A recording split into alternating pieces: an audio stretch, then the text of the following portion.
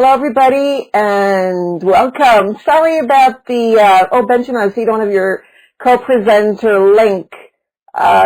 People are going to be coming in to our ears where we met, but it was definitely online because we've never met face-to-face. Benjamin came afterwards to Wiki Educator and did some great stuff there. I've been following Benjamin, and I'm really glad that he's doing his PhD. And I encourage everybody to do it because it's a transformation in how we see life. So it's good. It's good for the brain. All right. So Benjamin, there's your session. I'm going to let you start. I just want to say that Benjamin is very passionate about sharing. So if you have any questions or you want to know anything, Benjamin will be very happy to respond and answer all your questions. Benjamin, perhaps you can add your Twitter. Feel free to add your Twitter account in the chat box, and we can connect as we go. So I'll leave. Great. Thank you very much, Nellie. Excuse me. Let me know, please, if the audio is coming through. Excuse me. I had a frog in my throat here. Thank you very much, Nellie. Yes, I believe we met actually on WizIQ, if memory serves, the first time we actually started sharing ideas together online. I think it was through WizIQ.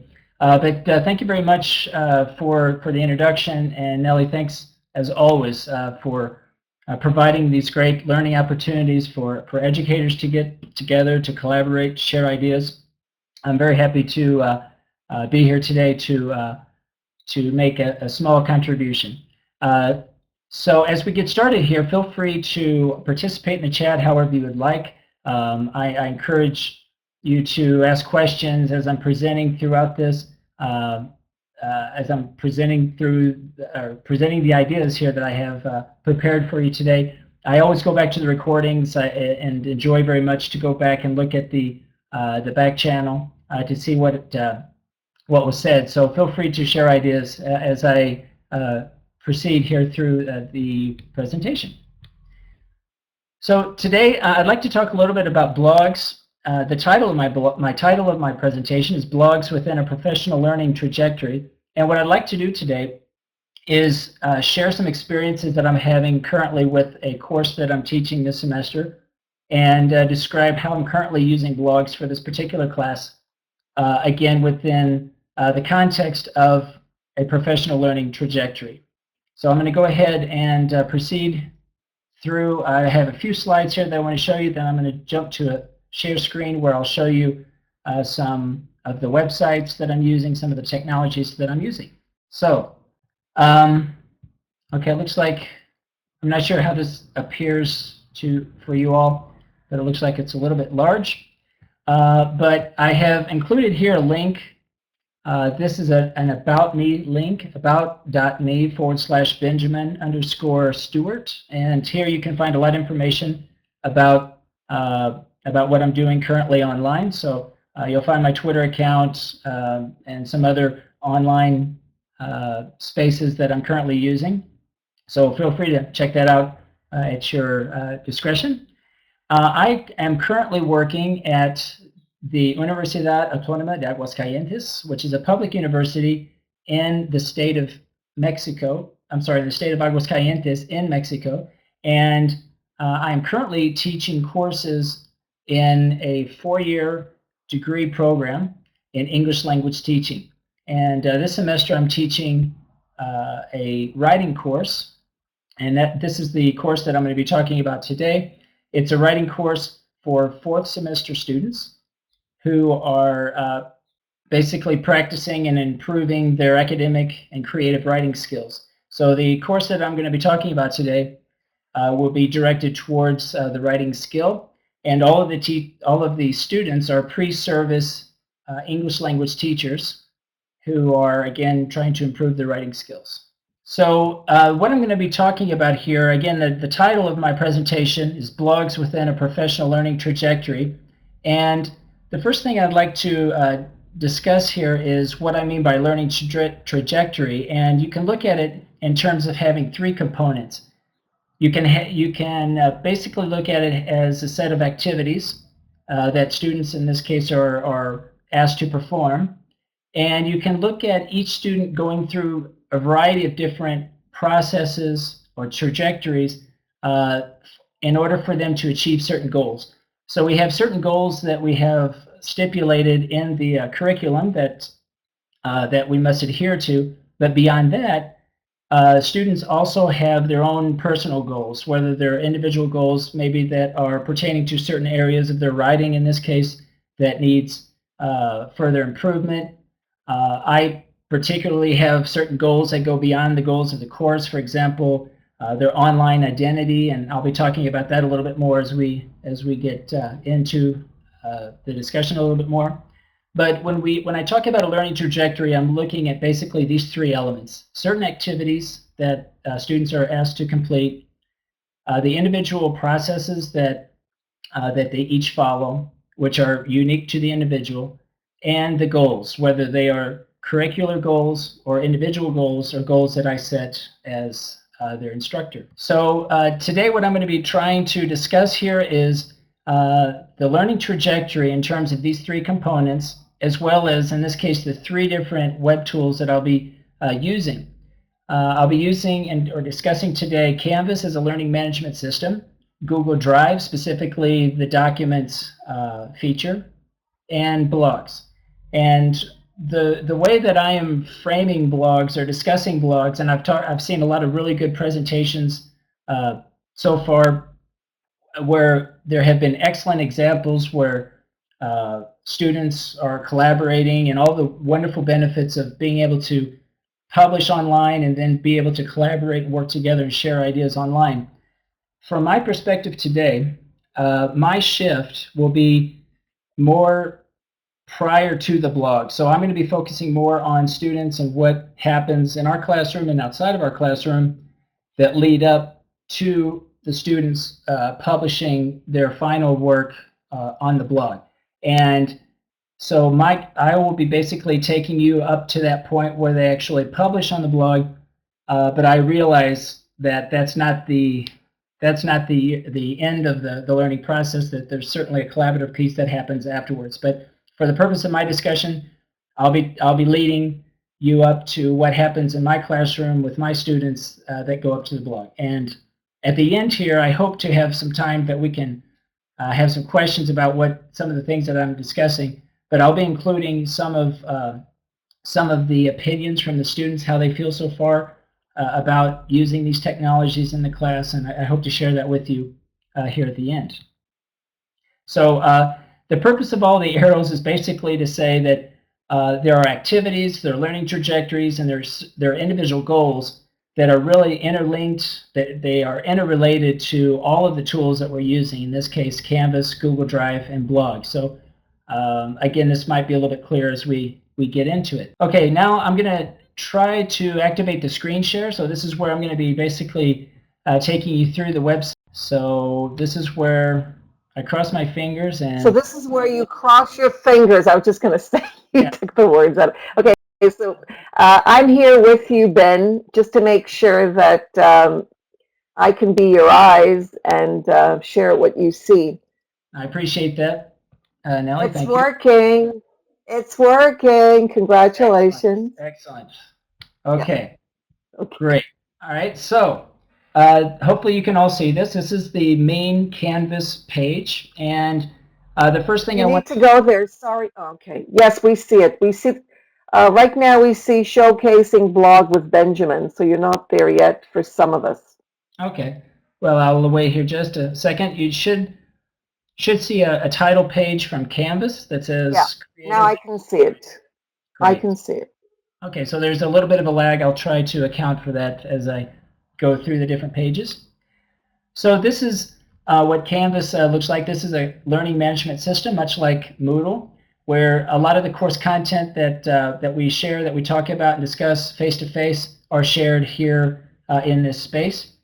The course that I teach is a 5-hour course. It meets 5 hours per week, and it is all face-to-face, but all of the content, all of the discussions that take place in our face-to-face course, I also upload, and I also provide additional information in order to complement basically what we're doing in class. Since all of my students are also English language learners, I find it beneficial for them to have another space where they can review what was discussed in class and have a space where they can easily find additional information if they need additional help in any of the areas that we're talking about.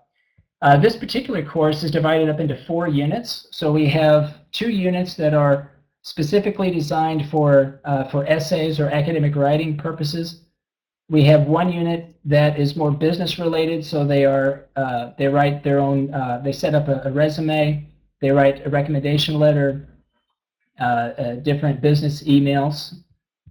And the last unit is basically focused on creative writing, where we talk about metaphors, similes, idioms, colloquialisms, and they have an opportunity to produce some poetry. And so these are the goals, the overall goals for the particular course, again, as stated in the curriculum. And this is kind of the basis, this is what they refer to, and this is the purpose of this particular course. Now, the next page that I'd like to share with you, and I'll give it just a second, it may take a second to show up. We can see it now. Okay, so this is a list of the products or the activities that the students are asked to complete for each unit.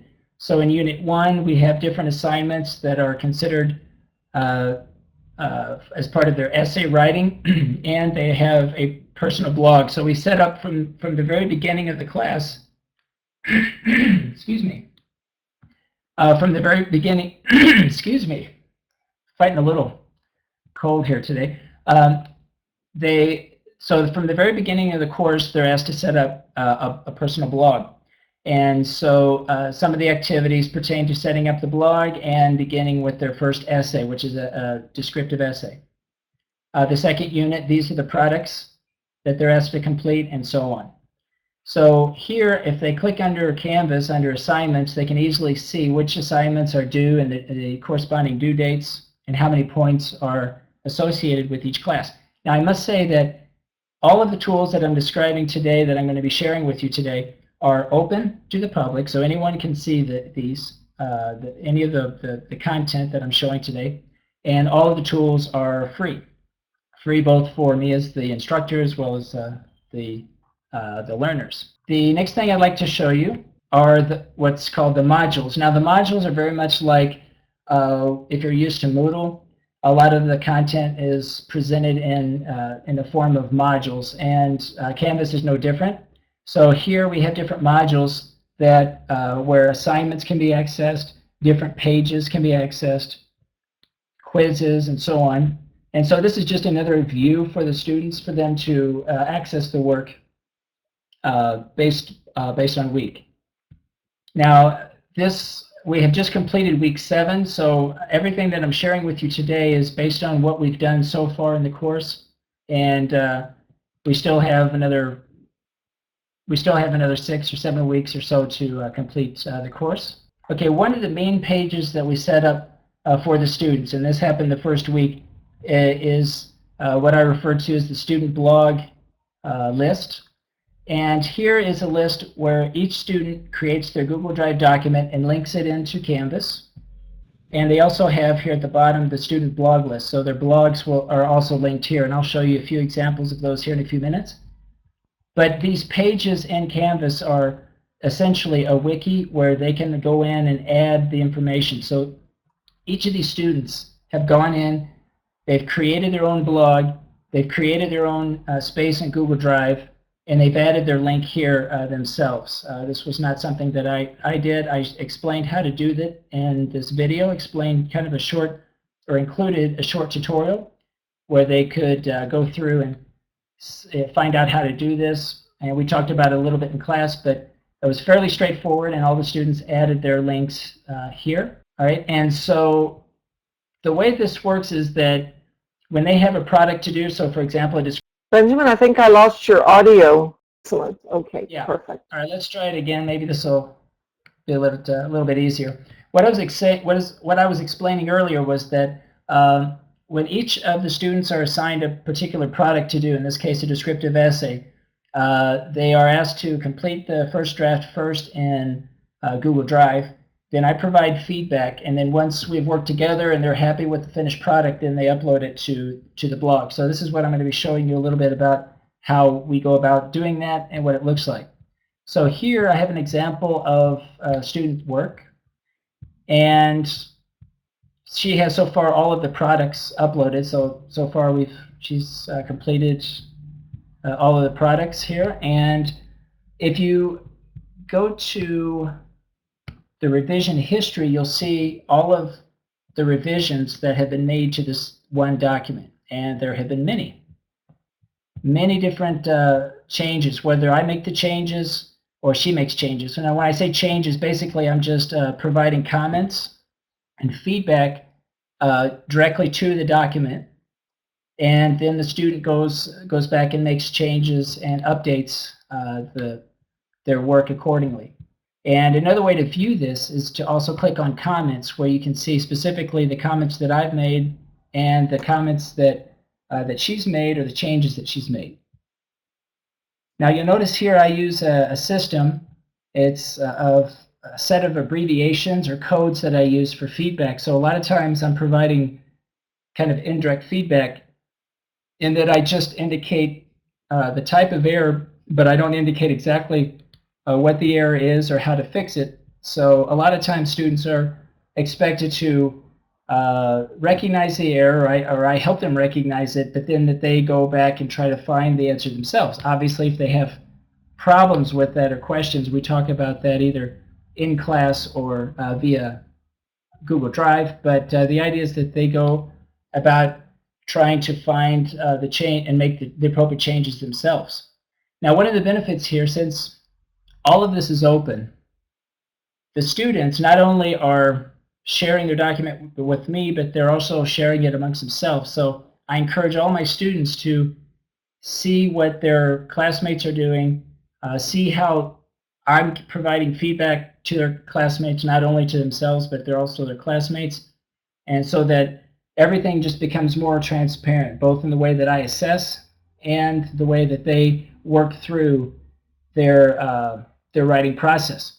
And earlier I was talking about learning trajectory, and that each student goes through their own set of processes typically to reach a certain outcome. This is a perfect example where I have some students go through, and I may go through 2 or 3 times, or maybe even 4 times, providing feedback before they're happy with the finished product. And then some students may just go through just one set of changes and feel that they have what they need. Now I help them determine as well what they might upload to blog. So it's kind of we collaborate together and work together to make sure that what they upload to the blog is the best that they can do. And this kind of speaks to the student's online identity, and I haven't really talked about that much, but part of the goals that I have set for the students that really goes beyond the curricular goals is this sense of online identity, digital identity, or digital footprint, however you want to phrase it. A lot of these students come to the class with a lot of experience using Facebook, but very few actually have experience with blogs and using Google Drive, in this case Canvas. And this was the case for this particular class, and it was the case for the class that I had last semester, the same class. None of the students had any prior experience using blogs, using Google Drive, or using Canvas. So everything that I'm sharing here with you today, they've all had experience using it just within the last 7 weeks of school. So a lot of it at the very beginning, that first week or two, is a transitional period for a lot of them, getting them adapted and used to using a lot of these technologies. But as I talk about their opinions and beliefs in a few minutes, you'll see kind of how they ended up feeling, or how they feel currently about using these tools for this particular course. Okay, so this is one example here. Again, all the products are uploaded into Google Drive. We work together, collaborate, they clean it up as much as possible, then they publish it on their web. So here, going back to Canvas, and if we open up an example blog, this is Clara's blog, and this is Clara's Google Drive document. So she has taken this information from this page, and she has uploaded it after we've worked together and collaborated and also talked about it in class. A lot of the different types of errors that are common, we discuss those in class, work together, and do activities in class to kind of address some of the errors that are happening. But this is her product here. And one of the goals set for this... Sorry. Okay, so as I was saying, I was showing you Clara's writing in her Google Drive. And I was saying that all of this information that she has created and that we have collaborated on and modified and cleaned up now appear on her personal blog. And this is her personal blog. And so again, the idea is that we are working together, that the students are creating and modifying and improving their writing in Google Drive and making sure that once they upload it to the blog that it's that they're happy with it, essentially, that they are happy with the product, that it's not just their first effort, that it is something that they've worked on, thought about, collaborated, and shared with other classmates as well as me as their instructor, and that again that they're really projecting their work in the best possible way. And again, this is very important for this class with using all these technologies. One of the things that I'm trying to help all of my students is that they are thinking in terms of creating spaces or creating online spaces where they are able to show off their work and be proud of what they're doing, and also use that potentially to find employment later on. Since all of my students are typically pre-service English language educators, the idea is that at the end of this course and as they progress throughout the rest of their program, that they will have accumulated a lot of work that they can showcase to schools where they would like to teach. Now, one other thing I'd like to talk about here, and this is kind of complementary to what we're doing with the blogs, but everything that we talk about and discuss in class, I share our class notes, whatever we discuss, are shared in a collaborative space or a document that is shared among all the students in the form of a Google Doc, and it's something that they can access later on, so they can always go back and see what we talked about, what we worked on, and any problem areas that I find as a group I tend to include here in our notes.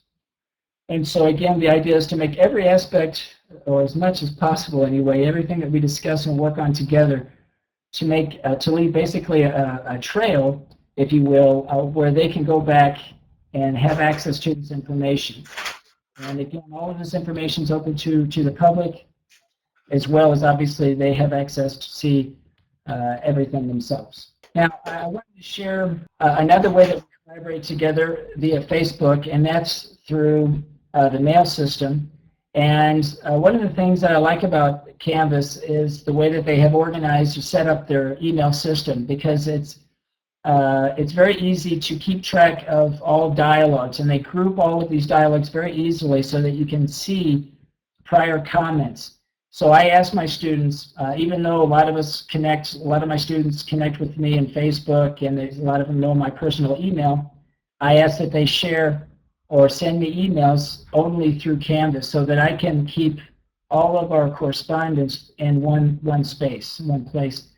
So Canvas really has a nice way of setting this up and allowing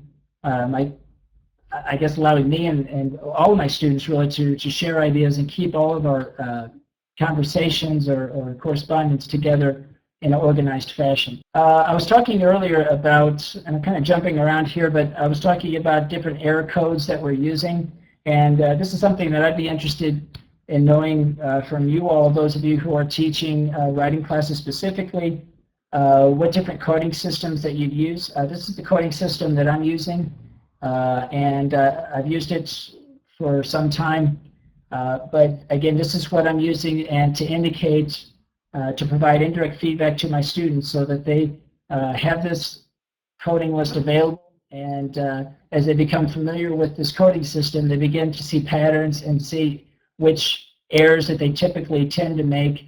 And I work very closely with each student to kind of prioritize the types of errors that they have, trying to distinguish those errors that are, I guess, more serious than others, some that are global errors versus maybe local errors that really don't hinder the what they're trying to say, that it's still understood. So we spend a lot of time in analyzing and reflecting on each of their progress and the ways in which they go about trying to fix the errors that they have. And this goes back to, again, the learning trajectory, looking at each of the processes and the ways in which each student is using the learning tactics that they have and reflecting to see if those are working for them, or if they're not working for them, what changes and modifications they need to make, as well as perhaps any changes that I need to make as their instructor, so that they're achieving their goals. Now, I'd like to spend just the last few minutes here talking about some of the results here that I was curious to reach out to my students and talk and ask them about how they felt with using all these technologies. In fact, they know that I'm presenting and I'm going to be sharing this video, this talk with them later. But I applied an online quiz, or not a quiz, but a questionnaire for them to fill out, asking 3 basic questions about their beliefs, about how they felt with this course so far. And I followed that up with with an open conversation, a focus group, where I talked with them generally about the same thing. And I'd like to share some of those results with you here. The first question that I asked in the questionnaire was, I asked them to explain their prior experience using public blogs before this class, and explain their own experience with using or creating a blog, whether it was for this class or just for their own purpose or for their own personal use.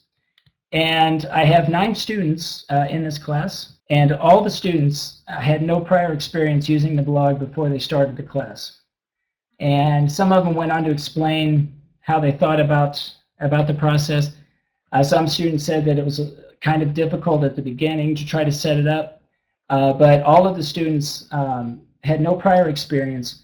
All the students chose to use Blogger to set up their own personal blogs, even though they were given a choice to use other hosting blogging sites. They chose Blogger. And so yeah, so these are some of the results here. They also referred to their blog as an online portfolio, because in fact, one of the objectives for this course is for them to create an online portfolio. And essentially the online portfolio is the blog, is the personal blog that each student is creating. So we're treating that, for this purpose, we're treating the blogs as an online portfolio. Now, the second question I asked my students was, how do you feel about the way we use personal blogs in combination with Canvas and Google Drive? Because I was interested to see how they felt about the process of having access to content in Canvas, beginning their work and drafting their work in Google Drive, leading up to their finished product being uploaded publicly to the personal blog. And I've indicated in red some negative comments, and the ones in black are positive. And some of the negative comments pertain to basically feeling slightly overwhelmed at the beginning because of just being asked to use 3 different types of web tools that they've never used before. And so some of the comments related to that. Some of the comments related to internet accessibility. So some of the students have limited access to the internet. All of the students do have access to internet at the university, but not all the students have access to the internet at home. Some do. I would say about half the students, maybe a little bit more than half, have access, while others don't. So that was another concern, that they had the lack of the internet access was problematic for some. One comment was at the beginning, this person felt slightly uncomfortable. In fact, I was not very comfortable with the idea of other people watching my work. And this was something I asked the students in the focus group as well, because I was very interested to see how they felt about sharing essentially their entire learning process, not only just the blog, but also the work that they did in the Google Drive, but how they felt about it.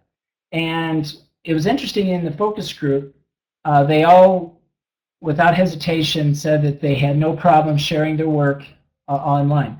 I did have one person, as shown here, that did mention that at the beginning they felt uncomfortable, but it says now this person thinks that it's a chance to improve.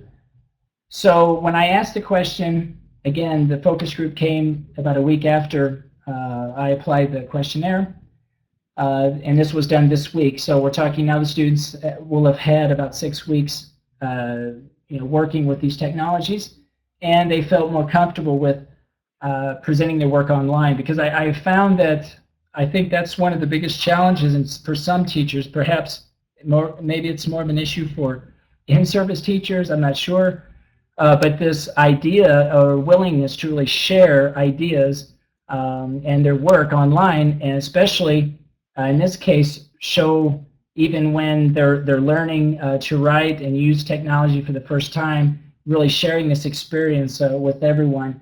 I was happy to know that the students really saw the value in it based on these results, and that they didn't have a lot of issues with sharing their work online. So I'm hoping that this is something that carries forward beyond my class, and as they get into the profession, that they continue with this idea of sharing and hopefully not being afraid to publish things online. Now, the third question that I asked, and the last question I asked, was, do you think that you will continue using the personal blog in the future? And I had three students that indicated they would probably not continue using the blog. And even though one said that he or she wouldn't, but then at the end they said, but maybe I will. So maybe indecisive at this point. But most of the other students mentioned that they will continue using the blog, whether it's for their own personal work that they do in school. Some have mentioned that they might continue using it just to share ideas, just for a personal personal interest that goes beyond what they learn in school.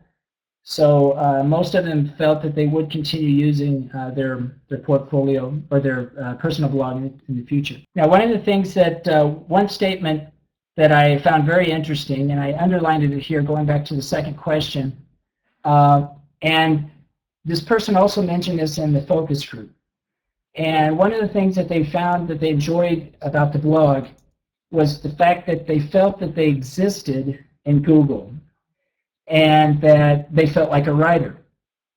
And I think that was a very important statement. And when this person mentioned it in focus group, a lot of the students just agreed openly. They just said, "Yeah, I agree with that. I feel like we're actually contributing."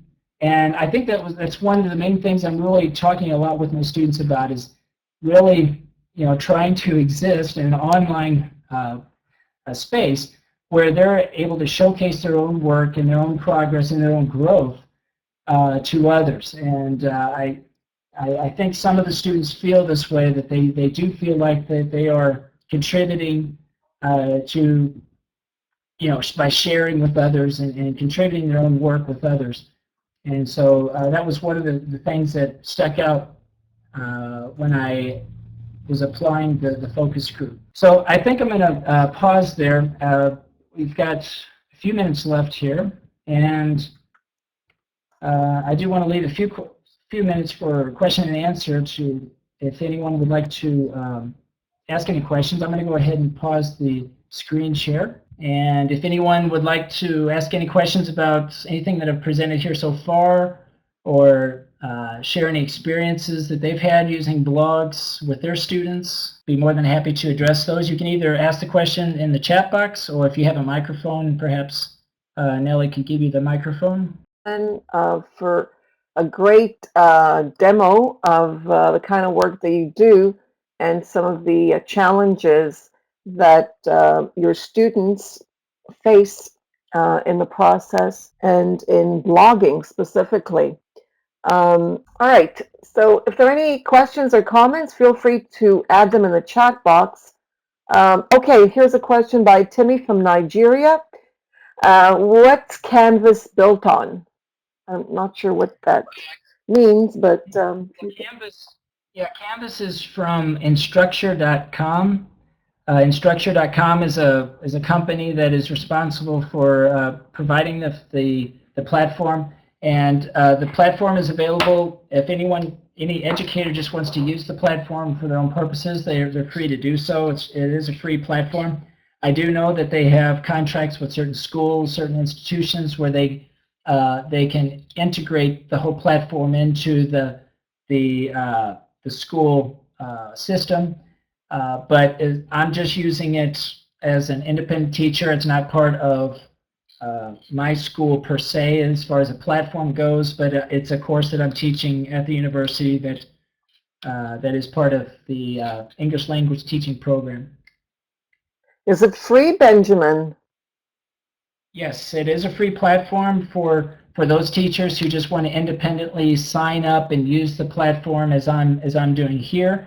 I think their business is coming primarily from institutions. So when they go in and they want to modify and adapt Canvas as a platform into the institution's software, because they can integrate this platform into the university system, then I think that's something different, and probably there's fees associated with that. But if anyone just wants to use Canvas independently, it's free to do so. Any other questions? If you feel free to ask questions in the chat box, be more than happy to elaborate or explain something perhaps that wasn't clear. And I apologize for the problems with some of the screen share. Hopefully you were able to see most of the websites. I'm going to go ahead and show you the link. If anyone wants to actually look at the work that all my students are doing, I'll try to go to that slide here. That would be great, yes. Okay, in fact, I'll just include it in the chat box. Let me copy the link here. Yeah, I agree with Brad. It seems like a great platform. I mean, I use Moodle, as you know, but this seems to be very easygoing. Well, one of the things that I found really interesting, and I've been using Canvas now this is the second semester, so I've only been using it for about 9 months or so. But I've asked the same question. In fact, I asked the same question each semester. And I asked them how they felt in the focus group about using this. And one student said to me, oh, Canvas, I like Canvas a lot more than Moodle. And immediately everybody just agreed, yeah, me too. And the other students from other classes, because I use Canvas in every class that I teach face-to-face, without exception, all students just like Canvas over Moodle. And from a teacher standpoint, I know I like it more than Moodle simply because of just out of the box, when you start working with it, you have so many different views, and it's just the layout. It makes it so much easier to navigate than Moodle. I personally always had problems with trying to add plugins with Moodle, and it would end up getting bogged down after I tried to set it up the way that I wanted to have it set up. And it just seems like Canvas out of the box is set up, ready to go, and I'm able to spend more time on instructional design and assessment and being accessible to the students, and less time having to worry about the technology. So technology really gets out of the way, and I just haven't been happier using it. I saved a lot of time using it, and have just been really happy with it. And I think the students find it the same way. At first they get maybe confused, but just by the layout. But once they kind of see how it's laid out, I've had a lot of favorable comments from students. Yeah, you can embed any type of media just as you would. If you go into any of the discussions or pages, you can embed. They have HTML where you can they accepts HTML code, very much like a blog would, where you have two views. You have the what you see is what you get toolbar, or you can click the HTML function and deal with HTML code if you're into that. Benjamin, I don't know why I was told that I would have to pay. I contacted Canvas a few years ago. I mean, when they started, and then and they asked me to pay. Is it per student or something? I don't know why I would have to pay and you don't have to pay. So I is don't know. there They some haven't asked me trick to pay yet. I've been using it. I just started using it in August of last year. This is the second semester. I've set up 6 or 7 classes. Last semester I had almost 100 students between the 3 courses. This semester I have less students, but last semester I had close to, I would say, 90 to 100 students set up, and it was just smooth as I just was able to be more accessible. I could communicate and follow, keep attendance, and I know you can do all of that in Moodle, but it's just the ease of it. Just everything is there and it works and it's easy. I don't have to add anything. I don't have to tweak anything. That everything just works. And so I'm not sure about what their business model was like years ago, but I can tell you, at least from my experience, starting in August of 2013, that it's been free for me. So. Oh, I see Karima. Karima has information here.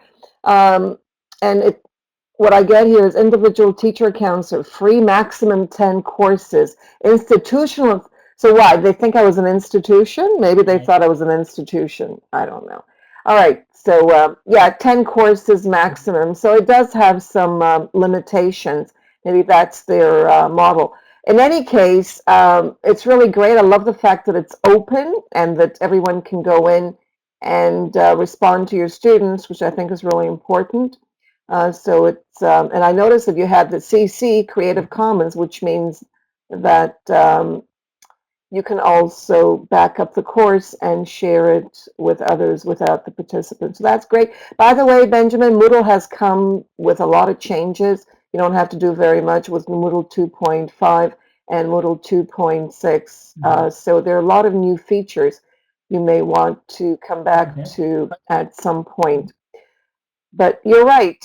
Moodle does require, sometimes if you're at a university, it certainly requires you to pay for support and other things. So that's still an issue. All right, so we're going to continue the discussions. Thomas has added the link. I believe you've joined, if I'm not mistaken, Benjamin, so we can go on to the next session. We've got 5 minutes, 4 minutes, 3 minutes? What is it? No, 6 minutes to fly over to Turkey from Mexico. You know, it's quite a... Thank you very much. Let's see how it goes. Thank you, Ben. Thank you so much. And I'm looking forward to learning more about what you're doing in your dissertation, and I hope that it's coming along. Would love to hear about it as soon as you're finished. So thank you. Thank you, everybody. Thank you. And we'll see you at the next session.